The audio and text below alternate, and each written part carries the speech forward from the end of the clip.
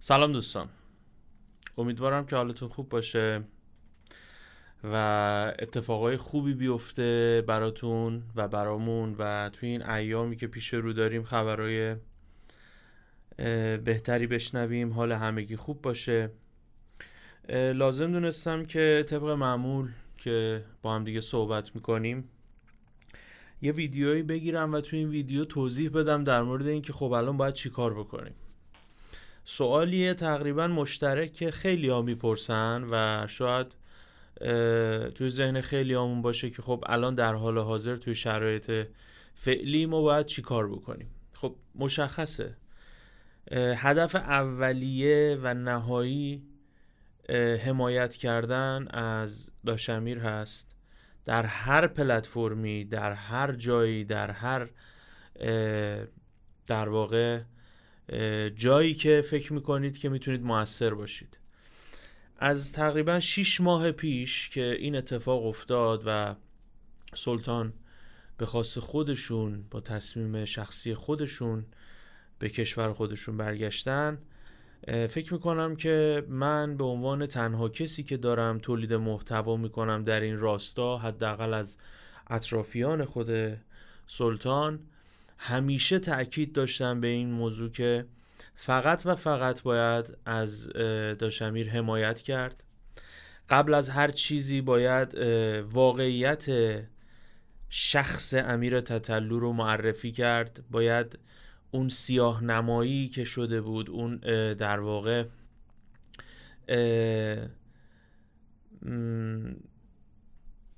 فضای بسیار کثیف و آلوده‌ای که بر علیه امیر تتلو توی این سالها، منظورم حالا این چند وقت اخیر نیست، توی سالها ساخته شده، اون فضا رو باید درست کرد، باید شناسوند، باید کسایی که از نزدیک خب به هر حال با سلطان رفت و آمد داشتن، میشناختن، میدونن که درون این فرد چقدر روشن و چقدر درست و چقدر متفکر به ریز جزئیات اجتماعی و مدنی اطرافش بوده. باید این رو بیان و توضیح بدن و برای همه روشن بکنن. باید بیان این کار رو بکنن. یه وظیفه‌ای به گردن همه کساییه که امیر تتلو رو میشناختن و در واقع باش در ارتباط بودن. حالا بگذریم از این که خب خیلی از این افراد به هر حال کم لطفی کردن و علاوه بر این که نه تنها هیچ کمکی در راستای بهبود شرایط نکردن، بلکه حالا افتادن دنبال این که ببینن این وسط یه کره میتونن بگیرن، یه فالووری بگیرن، یه چه میدونم ویوی بگیرن. از این موضوع بگذریم، نمیخوام اصلا راجع به این موضوع صحبت کنم. اینکه چی کار باید بکنیم سوال خیلی اساسیه که جوابش هم مشخصه. حمایت در هر راستایی، در هر پلتفرمی، با هر روشی که میتونید، هر کسی با هر ابزاری که داره، هر کسی در هر پلتفرمی که فعال تره، هر کسی هر جایی که حرفش بروتره، کلامش قراتره، قلمش بیننده بیشتری داره، باید واقعیت‌های یک آرتیست بزرگ رو به وضوح بنویسه و این رو به جامعه و همه افرادی که واقعا شاید خلط کردن، اشتباه متوجه شدن، غلط شناختن، یک آدم کاملا واقعی رو غلط شناختن، باید درستش رو آموزش بدن.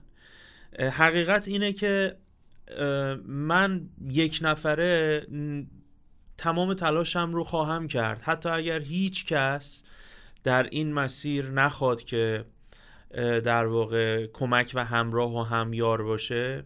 من و آنایتا اون کاری رو که فکر میکنیم درسته و به نفع برادر بزرگترمون هست رو به بهترین نحو با تمام توانمون انجام میدیم. بگذریم از این که خب توی این مسیر سنگ و کلوخ توی راه ما زیاد میریزن و خودتون هم میدونید و سلطان به اون بزرگیش دشمن فراوون داشت. ما که دیگه حسابشو بکن چقدر دشمن و بدخواه خواهیم داشت. اما همه این حرفا به کنار، هر روز و هر لحظه این یک هدفیه که من برای خودم و آنایتا برای خودش هر روز گذاشته. هر روز کوچکترین کاری که میشه بکنیم رو در حمایت از سلطان انجام میدیم. شده یه ویدیو در راستای بیشتر شناختوندنش باشه به جامعه. حالا خیلی از کارها هستش که ما داریم انجام میدیم و الزاماً شاید هر کسی قرار نباشه احساسش بکنه، ولی همین که هر روز توی هر کدوم از پلتفرم‌ها یه بار یه دونه از ترک‌ها رو پلی می‌کنیم. به هر حال من خودم روزی 2 ساعت 3 ساعت تو باشگاهم 2 تا 3 تا ترک رو تو اپل میوزیک گوش میدم، 3-4 تا رو تو اسپاتیفای گوش میدم، 2-3 تا رو تو یوتیوب گوش میدم. سعی می‌کنم که چرخ پلتفرم‌ها رو به چرخش بندازم. نکته‌ای که وجود داره این که خیلی از بچه‌ها فکر میکنن که آرتیست‌ها فقط از طریق در واقع یوتیوبشون کار میکنه موزیکاشون. خب یوتیوب سلطان خیلی اکتیوه، به خاطر اینکه علاوه بر موزیکا خب خیلی از ویدیوها رو هم توی یوتیوب آپلود میکردن. ولی خب این رو باید بهتون بگم که اگر که شما موزیکا رو از پلتفرم‌های دیگه مثل اسپاتیفای، اپل میوزیک یا دیزر، تایدال ارزم به خدمت شما که خیلی خیلی از پلتفرم‌ها گوش بدین، بازم این منافعش به خود سلطان میرسه، به شرط اینکه اون موزیک جزء اون موزیک هایی که در واقع کمپانی آونگ کلیم کرده نباشه. تاکید میکنم آلبوم آخر، آلبوم کسموس، آلبوم قبلی، بعد از آلبوم در واقع شیطان، آلبوم هایی هستن که میشه روشون فعالیت. البته یه دونه آلبومم با یونیورسال بود، ولی بعد از آلبوم شیطان دست آونگ ترکی نبوده و کلیمی نشده. این اطلاعاتی بود که خواستم بهتون بدم. و برادرانه، دوستانه، به عنوان یه کسی که شاید شما دوست داشته باشید یا شاید اصلا براتون جالب باشه چیزی الان بشنوید، نمیتونید روی نور نقاب بکشید. این حرفامو به تتلیتی ها نمیزنم، به خیلی هایی میزنم که شاید تتلیتی نیستن. نمیتونید روی نور نقاب بکشید. نور تأثیر خودش رو میذاره. امیر تتلو شاید در چهره‌ای که شما ازش میدیدید یا متصور هستید یا توی تصوراتتون راجبش فکر میکنید اون فردی باشه که فکر میکنید. نمیخوام اصلا مثالش رو بزنم، شاید اون چیزی که فکر میکنید درسته، توی ذهنتون درست باشه از نظر شما، اما حقیقت اینه که گاهی اوقات باید بیرون از یک جعبه اومد و به داخل جعبه نگاه کرد و اشکالات اون نگاه و اون دیدگاه رو پیدا کرد. شما هم حقیقتش اینه که خیلی از ابعاد شخصیتی این آرتیست بزرگ رو قطعا نمیشناسید. من به شخصه به عنوان کسی که با خیلی از آرتیستا، با خیلی از هنرپیشه ها، با خیلی از سلبریتی ها به هر حال نشست و برخاست داشتم، افرادی که اخلاقیاتشون رو میدونم، خلقیاتشون رو میدونم، از ریز و کوچکترین در واقع عادات بد این افراد تا حالا عادات خوبشون رو دیدم به چشم. چون به هر حال نشست و برخاستی که من کردم با نشست و برخاستی که یه فن با یه سلبریتیش میکنه خیلی فرق میداشته. تمام ریز و بم رو به چشمم دیدم. الانم قصد به این ندارم که بخوام کسی رو با حالا اشکالات زندگیش در واقع قضاوت بکنم، ولی واقعیت میخوام بهتون بگم که واقعی ترین آدمی که توی کره زمین میتونید ببینید امیر تتلوه، که فقط به دلیل اینکه نخواست از واقعی بودن خودش نقاب بسازه، نخواست نقابی جلوی چهره خودش بکشه، برای خیلی از آدم ها شاید منفور به نظر رسید یا خیلی خوششون نیومد از شنیدن حرفاش، یا شاید مقداری اینقدر با ادویه شنیدن صحبت‌ها براشون تند به مزاجشون نشسته. البته که این صحبت‌ها ذاتاً تند بودن، یعنی اصلا چیزی نبوده که داشتم بخواد تغییری توش ایجاد بکنه. واقعیت اینه که حقیقت تلخه.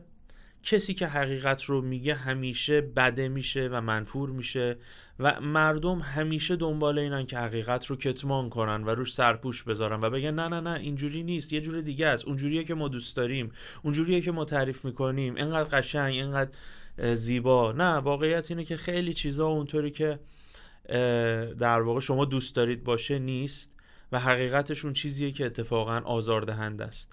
و تنها کاری که داشت امیر با انجام میداد به صورت مدام این بود که این حقیقت رو مثل یه تابلو توی صورت تمام افرادی که میخواستن به حقیقت برسن نشون میداد.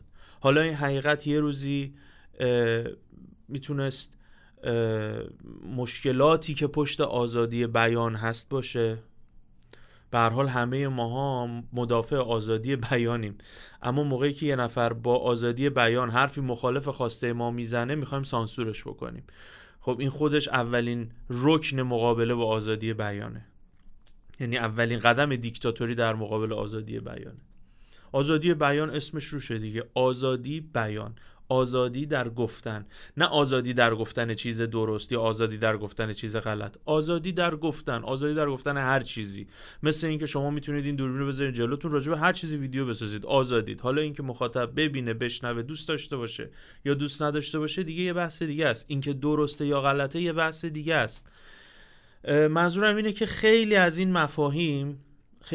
مفاهیم مربوط به مسائل شخصی هر انسان، مسائل بهداشت عمومی، بهداشت شخصی هر آدمی، مسائلی که واقعا خیلی همون خجالت میکشیم حتی با دکترمون، با دوست صمیمیمون بخوایم در موردش حرف بزنیم رو یه آدمی، یه کسی میاد واضح برامون توضیح میده و برومون میاره که آقا فکر نکن بقیه متوجه مثلا بوی بد بدنتو نمیشن، فکر نکن اگر خودتو مثلا نری هر روز نری همون بقیه نمیفهمن، پارتنرت متوجه نمیشه مثلا چه میدونم یا داره بیخیال این موضوع رد میشه از که نه همه میفهمن. این چیزایی بود که واقعا یه نفر باید بیاد با زبون اجتماع توی اجتماع اینو فریاد بزنه و هستن کسایی که الان بعد از امیر تتلو تلاش میکنن که این کار رو انجام بدن، ولی خیلیا اولا که به خاطر اینکه جاده از طریق امیر تتلو صاف شده میتونن این کار رو انجام بدن، دو اینکه خیلیا تلاش میکنن که در قالب یک نقابی این کار انجام بدن تا شناخته نشن، تا کریرشون از بین نره، تا مخالفای این چنینی پیدا نکنن. خلاصه امر این که هر کسی در حد توانش در پلتفرمایی که کلامش قراست و بیننده داره و شنونده داره، به نظر من باید واقعیت‌های امیر تتلو رو بیان بکنه. این شخصیت بسیار بزرگیه، ابعاد ناشناخته زیادی داره و باید این حمایت رو در هر پلتفرمی از موزیکای سلطان انجام بدید. زیر این ویدیو من خواهش میکنم از آنایتا که لینک پلتفرم های دیگه سلطان رو، هم یوتیوب هم پلتفرم های دیگه سلطان رو بذاره که بچه‌هایی که دوست دارن از طریق پلتفرم های دیگه موزیکا رو بشنون. و یه نکته خیلی ساده و کارآمد، به راحتی با یه سرچ ساده نحوه خریدن اکانت اسپاتیفای، نحوه خریدن اکانت اپل میوزیک، با یه سرچ خیلی ساده تو اینترنت شما میتونید به راحتی اکانت اسپاتیفای بخرید و از آرتیست مورد علاقتون حمایت کنید، آرتیست های مورد علاقتون حمایت بکنید و مطمئن باشید که این خیلی کمک میکنه به اون آرتیست. بچه‌ها یه نکته‌ای بهتون بگم، تو همین ترکیه کمترین آرتیستای دم دستی که مثلا طرف چه میدونم همین امروز با رفیقاش جمع میشن بریم حالا توی یه استودیو یه دونه آهنگ بخونیم، توی اسپاتیفایشون ویوهاشون میلیونیه، 5 میلیون 6 میلیون ویو دارن. آرتیستایی که میگم مثلا رپرایی که هنوز وارد مارکت هم نشدن، هیچ لیبلی هنوز اینا رو گردن نگرفتن، همین دوره هم جمع شدن یه ترک خوندن توی استودیو، میکسای درب و داغون فلان. چرا؟ به خاطر اینکه مردمشون موزیک دانلود نمیکنن، مردم اینجا میان از طریق پلتفرما موزیک گوش میدن. این دیگه شده یه فرهنگ.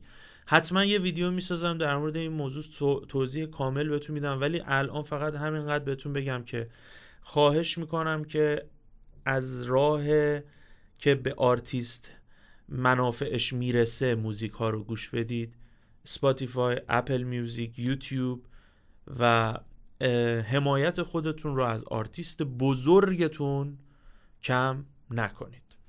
ارادت.